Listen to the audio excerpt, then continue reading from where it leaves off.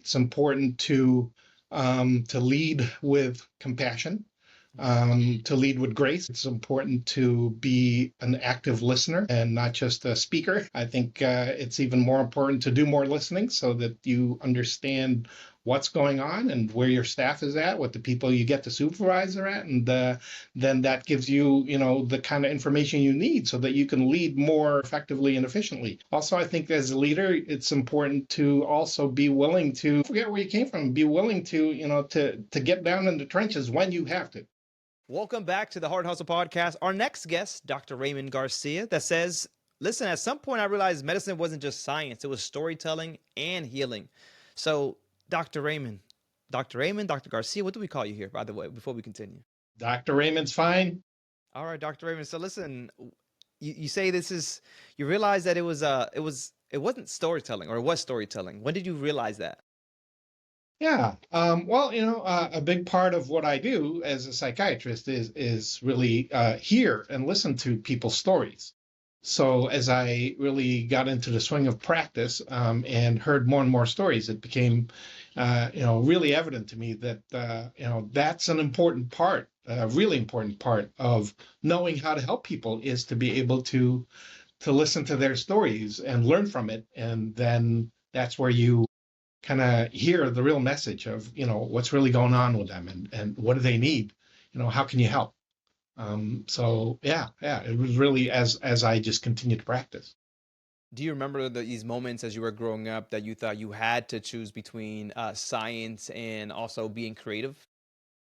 Oh, yes, very much so, because, as much as I loved science, also there was this very creative drive in me as well. I mean, one of my considerations for career was to be a writer, to, maybe go into screenwriting or something like that in the entertainment field, because I wanted to create. And but that was kind of the happy accident, if you will, that came along with practice was as I discovered, the storytelling aspects of practicing psychiatry and addiction medicine, it allowed me to use that creativity as well, in my practice and in working with people. Tell to the listeners, what are you doing today? What is your title currently in the organization that you're with? So I am Chief Medical Officer for Rosecrance Behavioral Health. We are a comprehensive program that offers treatment for mental health and addiction medical problems. So for people with mental illness, people with addiction issues, substance use disorders, we provide both residential treatment and outpatient services as well in the Midwest. Amazing. What do you think your younger self, doctor, would think of you and the man that you become today? We talked about the early days, but now that you're in it, you're living it. What do you think your younger self would say? Oh my gosh, my younger self would not believe it. My younger self would be really, I think, kind of in, I don't want to say in awe, maybe really surprised, because my younger self was a very, very shy, very, not the kind of person that would, that would be on a live on a podcast like this. I was going to say that, yeah. My younger self was the kind of person who kind of stood to the background a little bit, but certainly had aspirations and, would look from the sidelines and be, I wish I could do that. So my younger self would be, I think really surprised, but also probably really, really happy to see where they've gone. Talking about happiness, one of the things that you mentioned to me was that it's more than a paycheck, right? You said it means more than a paycheck. What's a moment that really drove that home for you? Certainly more than a paycheck. It's about it, not to sound cliche, but it's really about helping people and helping more people. And, it's that. It's that moment when, you help somebody who then comes back and tells you at some point, thank you. You really made a difference. When somebody tells you, you saved my life, or you made that difference. You help me make that right choice. Those are the moments that really, make you want to keep doing what you're doing. Yeah. Those are the rewards. Yeah. So, yeah, Yeah. the first time you hear something like that is really powerful. Yeah, I'm a big believer that life is not even about us, right? It's about others at times. And of course, taking care of ourselves is highly important, mental health, all that, some of the things that you guys really work on. But I think as a human, being in these spaces and being blessed with the opportunities, that it's not about us. It's a passion, it's a purpose. We mentioned it's not about the paycheck. And I love that. And I love that you also still see patients. I think people may not know that, but why not hang up the white coat and go for executive? I think you can do that, right?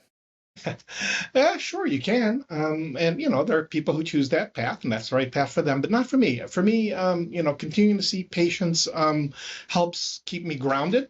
It helps keep me my pulse on the beat, of current practice. It keeps me fresh, but also there's that connection part of it. It keeps that part of practice alive, of maintaining that human connection, getting that feedback from patients. That reward. I don't want to let go of that. hmm hmm No, for sure. When you just love it, you love it. When it probably does it still feel like work to you actually? You know, of course, any job, can feel like work sometimes, but no. I mean, most of the time, this is, actually, a lot of psychiatrists will tell you that, a lot of psychiatrists will tell you that they enjoy what they're doing so much that they don't even think about retiring. Oh wow. The people that I've modeled myself after, my mentors, I know many of them who worked well past retirement age, because they love what they do. And I'm discovering the same thing. It's just, it's a joy, to be, and a privilege to be able to do this. That goes back to that passion, right? Like you have so much passion that you don't want to hang up that coat either. So I love that you're there. You talked about kind of go back earlier, science and creativity. Where do they actually show up in how you choose treatments? Because I think there's both that play a part in that. hmm Well, yeah, certainly, of course, there's the science in terms of the more we learn and discover about the brain, that is the really interesting part of it, of the science, and learning how things work and how can we, enact change, or induce changes in the brain to help people Mhm. to change their behavior for the better, for the positive. But then there's also that creativity that comes with, again, listening to the stories that people tell you, to be able to help figure that out, because it's not just about symptoms. It's not just about, what's the heartbeat, what's the, rate of breathing, what's the temperature. It's about what's going on in somebody's life that can give you that clue, those clues into, okay, maybe that's, what's contributing to these behaviors that are maladaptive. And then, choosing treatments. There's an art to that. There's a creativity to that, because as much as we're learning more and more, there's a lot we don't know. If you look at the mechanism of action for an antidepressant, the first thing it'll say is, we don't know exactly how these things work, but these are the theories. And so, with that comes uncertainty. And so you have to be creative in terms of, figuring out what are the right, combinations, or choices for treatment options for people. Such a good space to be in for you. One thing I really want to talk about creativity is I remember growing up thinking a creative had to be an artist, and now I'm a little older. I'm like, we're all creative in our own ways, and what you're doing, right? You get to really bring that creativity. I don't know when you found out that creativeness was in all of us. It wasn't just being an artist, but it is just so cool when I hear what you're saying and how you love the science, but you also love the creative side of it and how you kind of mix them in. And I can imagine that you possibly also have patients that come in thinking they've tried everything. And that's where the creative juices really start flowing, because now you really got to show them, like, wait, we're here to show you that there's still something that truly works. You just got to find those pieces. And then everybody's a little bit different as well, correct? Absolutely, absolutely. Yeah. I firmly believe that, in behavioral health science, we're in the business of selling hope. Mm. because that's what people need to go on. And yes, we can be creative. Maybe you think you've tried everything, but there's often something else. There's some other, either, I mean, there are definitely newer treatments that are coming, that are in the pipeline or that are coming online, rapidly these days. But also there are different ways of looking at things. Maybe you didn't get the right diagnosis, or maybe there's more going on. Maybe somebody else didn't hear that part of the story for you that now we're hearing, or maybe you weren't ready to tell it, and now you're ready to tell it, and so that helps us to understand even more, and that gives us, better treatment option. Yeah, and then when you talk about like a different, like maybe this person had a better experience with someone else or vice versa, it goes kind of back to, I think, experience. And we're in a space right now where experience is changing a lot, I guess, in this space, possibly because of the AI. Are you guys using AI, I know some people are using it for like note taking. Is there other ways like for communication? What does that look like nowadays when there's so much AI as well, where we're getting people to probably go and use AI than actually reaching out to a real person? I think there's so many different ways we really can kind of dig this conversation. But if we can kind of just start, where are you guys at the AI space? Okay, absolutely. First of all, I'd like to, define AI in terms of what it means to me, what it means to our organization. We prefer to look at AI as augmented intelligence, not artificial intelligence. With the idea that it is a way to enhance our abilities and our skills. It's a way to help. It's another tool. It's not something to replace. So we are, like you said, we're using it in terms of documentation. We're just getting into that. I myself have been piloting that use of AI for the past year or so now to help with documentation. But also we are, starting to learn how to use AI to analyze data. How can we use AI to get people to services quicker? How can we use AI to help with, reviewing records, and pulling out the really necessary information, so that, we can get people the help that they need. Whether it's in terms of helping us make treatment decisions, or maybe even helping us get payers to approve treatment. Love that. That's another use case.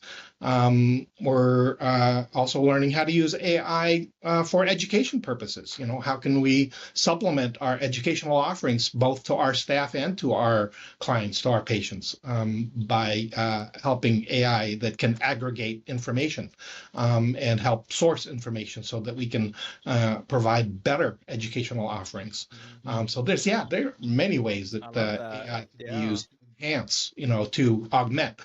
Augment. No, I like that too. And I love that you put it that way because it really kind of shows why it does matter, right? And in reality. And I love how you guys are thinking about it and really allowing AI allow you to be more human with a patient. I think all these different things you're talking about allow you to just be really in tune with what that experience looks like. Because let's be honest, I think that's one of the biggest things people also hate about visiting a doctor, right? Is that experience that you have. It's not what it used to be, where it was that family doctor that knew about who truly I was. And even for myself, I think I had a visit recently, and I thought to myself that this lady did not know anything about me. And when I actually said, "Hey, you met my wife last week," and she's just like agreeing, and I'm thinking like, "Oh, you're having a conversation," because that's who I am. To find out that was even the same doctor. She was just saying yes because she was just kind of going with the motion, right? Asking the questions. But Mhm. it's the experience. How did I feel now that that lady really wasn't authentically being herself? Not because she didn't want to, but Right, right. ideally it's just kind of the system that it plays. And I think with a lot of this augmentation, as you mentioned, we could really do more of the things that we love and let a lot of these repetitive tasks, and the smartness behind it all, really, when you get to feed it. What is one of the biggest things you learned about AI and how to use AI? Because I think that's where people also have this fear, is like they just don't even know where to start. Yeah, yeah. I mean, even just with that documentation piece, I mean, by allowing, the AI to worry about the documentation piece, I can focus on you, the patient. I'm not sitting here typing on my screen or writing notes. I'm listening to you and, hearing you and remembering who you are, remembering that I met your wife, rather Yeah. than, just typing it away and forgetting about it. I love that. No, it's definitely a game changer. I'm enjoying it. I was one of those that my friend told me about AI, ChatGPT years ago. And to me, it was like anything else, like, all right, whatever. And then maybe the last 2 years really tapped into it. And I'm like, wow, what a game changer. And now understanding the conversation more, seeing when people don't use it, there's still people that do not use AI. Like my mom, I was telling her one day about ChatGPT. I said, Mom, do you use ChatGPT? And she's like, what? And I say it again, and she's like, what is that? I'm like, just never mind. Like, and not that they don't use AI. Everyone's using AI because it's on their phones. They just don't Yeah, see it as AI. yeah. You just don't know it. Yep. Hell, when you talk to, I have a friend. I don't know if maybe your house is like this, doctor.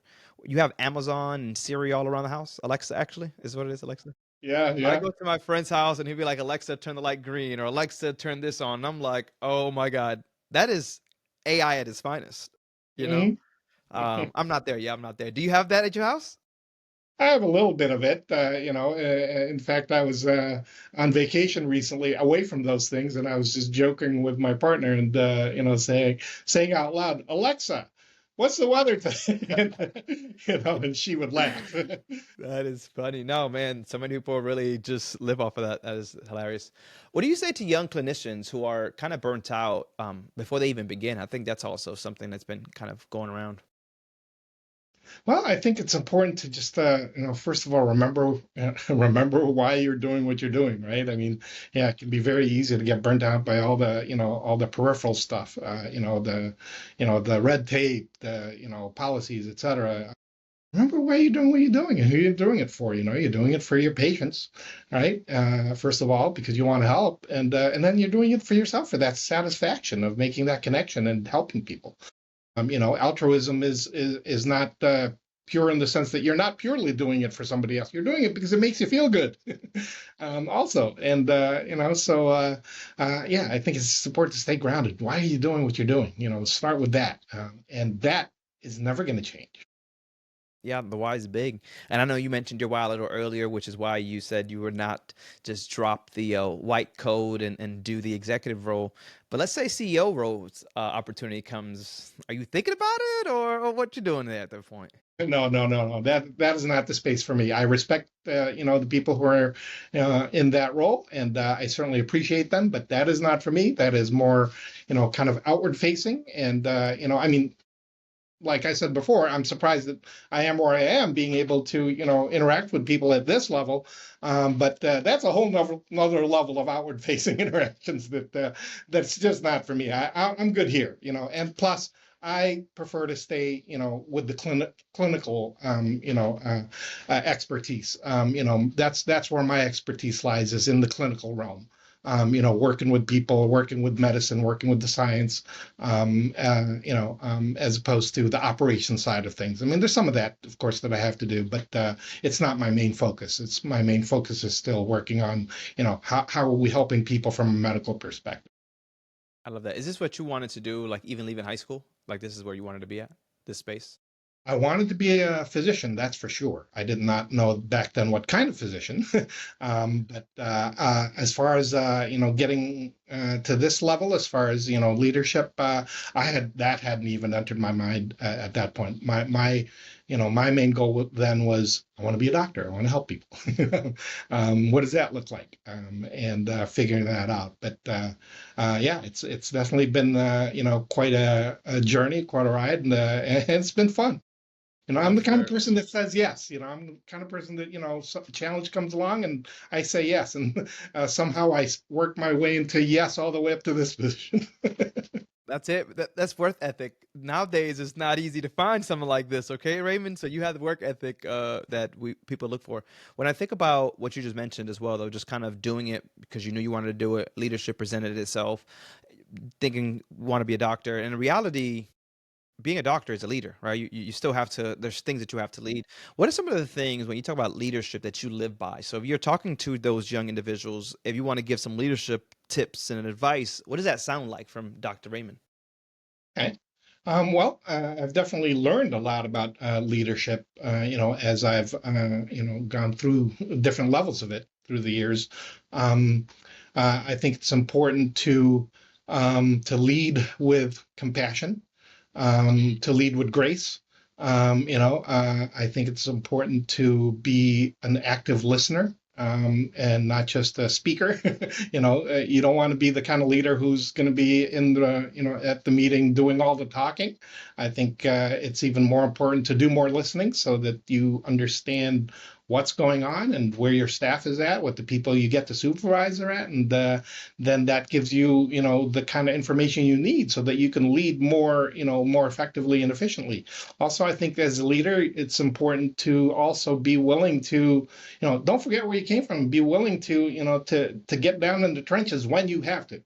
There are times that come up when, whether it's staffing issues or, whatever, emergencies, et cetera, you got to learn how to still get your hands dirty. Yep. You never ask somebody to do something that you are not willing to do yourself. I That's think that's that's a really lesson. important.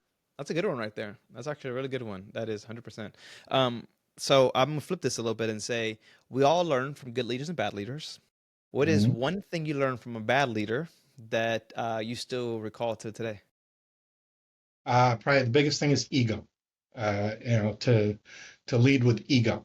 When you're leading with ego and you're making it all about yourself, then I don't think anybody benefits from that. Not even yourself in the long run. So I think as a leader, it's really important to get ego out of the way, get yourself out of the way, get out of your own way.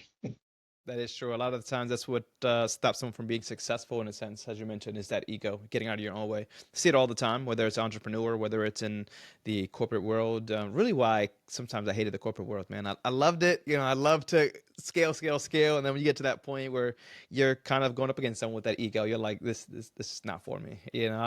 So I hear you. That's actually a really, really good one.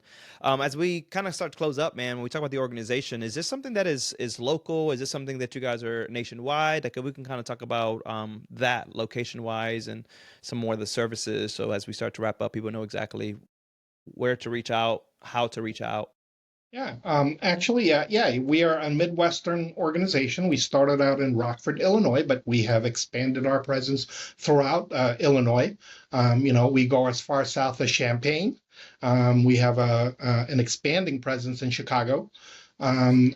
We also have a large presence in Iowa, a growing presence in Wisconsin, and we plan to expand to Indiana very soon, at least starting with the border to Illinois. So yes, Nice. we're a Midwestern company, but we're growing. Love it. I love it. And then if they can find you socials, what are the website? Are you guys on social? Yes, yes, rosecrance.org. You would find us. And that would lead you to all of our programs throughout the three current states that we're at and growing. How many locations is that through 3 states? Is it just one Right location per now, state or? if you count all the locations, different sizes, et cetera, we are, I believe, we're above 70. Wow.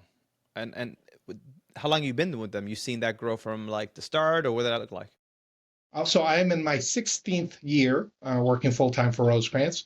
And when I first started, yeah, we were just in Rockford. We were a small mom and pop organization. And now we're a company of well over 1,800 employees. You've had a lot of fun there, man. Yeah. Yeah. I love it. I It's love to been see fun, those kind of seeing growth. it from the ground up for sure. Yeah, and to see that you're still happy. Obviously, the culture has been created really well there because that's huge. Culture in a place where you can be there that long, still have the same kind of love. Yeah. Someone did a really good job. And I'm not alone in this. I mean, I have, fellow leaders who have been here, who have grown up here. Our CEO, has been with the company for 30 years. So, Wow. yeah. Oh yeah, you guys are legends over there, man. You guys are doing it up. Well, listen, I'll leave you with this blind questions what we love to do. If you couldn't be a doctor tomorrow, what would you do that still helps people? Because that's what you love to do, right? You love to heal, help Yeah, people. yeah, So sure, what would you be sure. doing? What would I be doing if I couldn't be a doctor? Hmm. I think it would be cheating to say if I could be a counselor because that's almost like, I mean, not so really, not really. I guess it's kind of a little different there. I love it.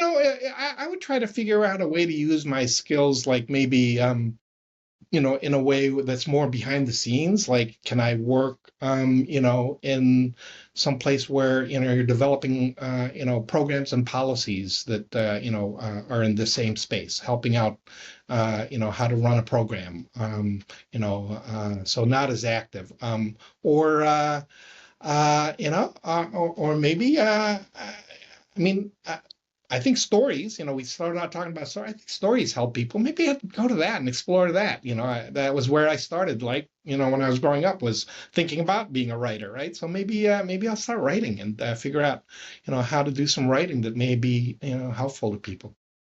Dr. Raymond, we're gonna leave it on that. I'm an accountability. I love to be an accountability partner. You said written a book. You still have time. You're still young. So at some point, Dr. Raymond, I'm looking for this book. I'm just saying, okay? You got time. You got a little bit of AI.